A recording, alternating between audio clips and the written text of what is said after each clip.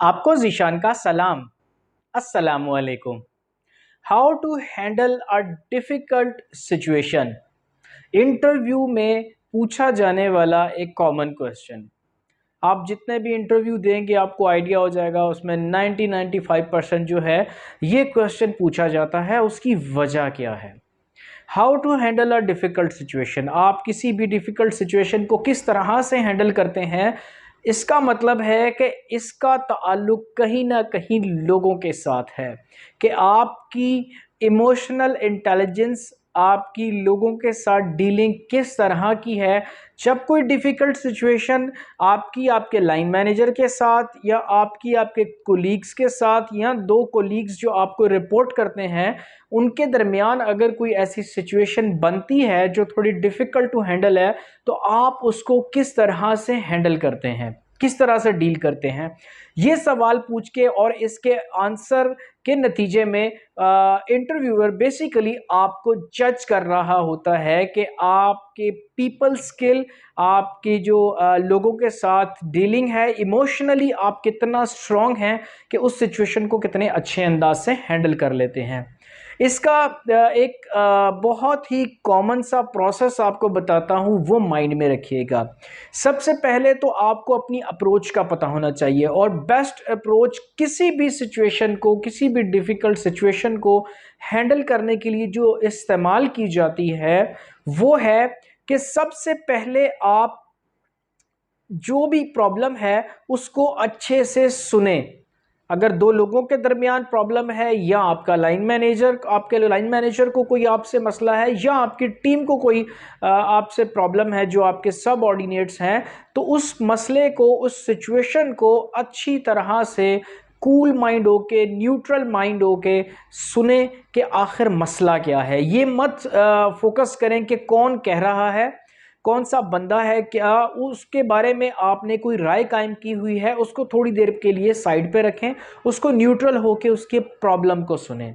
जैसे ही आप उसकी प्रॉब्लम को सुनना शुरू करेंगे तो उस प्रॉब्लम में से ये आइडेंटिफाई करें क्या वो सिचुएशन ऐसी है कि उसमें आपकी कोई गलती तो नहीं।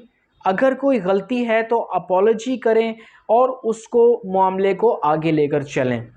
अगर आपकी गलती नहीं है तो उस मामले को अच्छे से सुनते हुए ये आइडेंटिफाई करें कि उसका पेन पॉइंट क्या है, किस चीज़ से उस बंदे को मसला है या दो लोगों को आपस में मसला है, वो कौन सा ऐसा पेन पॉइंट है।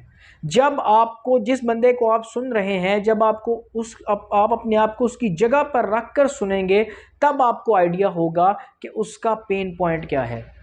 उसके पेन पॉइंट के बारे में जैसे ही आपको आइडिया हो जाए फिर आप उससे सवाल करें कि ओपन एंडेड क्वेश्चन करें और उससे सॉल्यूशन भी उसी बंदे से पूछें कि इसका सॉल्यूशन क्या है।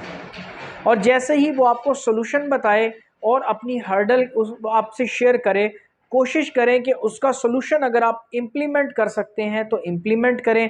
अगर उसको कोई उसके सॉल्यूशन से हट के कोई और अच्छा आइडिया उसको दे सकते हैं उसके मामले को हैंडल करने के लिए, उसके मामले को हल करने के लिए, तो वो सॉल्यूशन उसको दें। यानी कि उसकी हर्डल्स को दूर करें और उसके साथ मिलकर उसके मामले को, उसकी प्रॉब्लम को हल करें और एक डिस्कशन को बहुत अच्छे और पॉजिटिव अंदाज में क्लोज करें।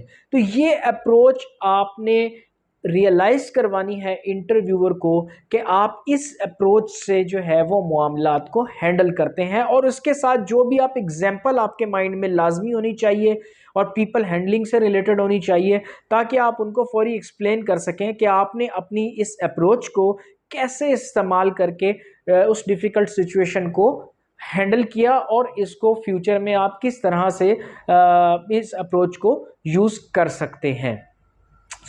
सबसे पहले आप अप्रोच कौन सी यूज़ करते हैं, आप लोगों के मसले को सुनते हैं, सुनने के बाद उसमें देखते हैं अगर आपकी कोई गलती है उस पर अपॉलॉजी करते हैं, नहीं है तो उसमें पेन पॉइंट जो है दूसरे शख्स का वो आइडेंटिफाई करते हैं, उसके हवाले से उसका हल उससे पूछते हैं।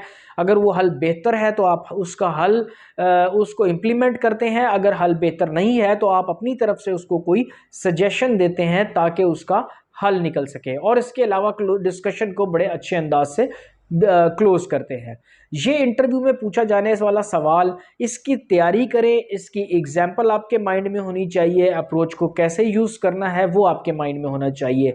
दरअसल वो आपकी पीपल मैनेजमेंट जो है उसको चेक करते हैं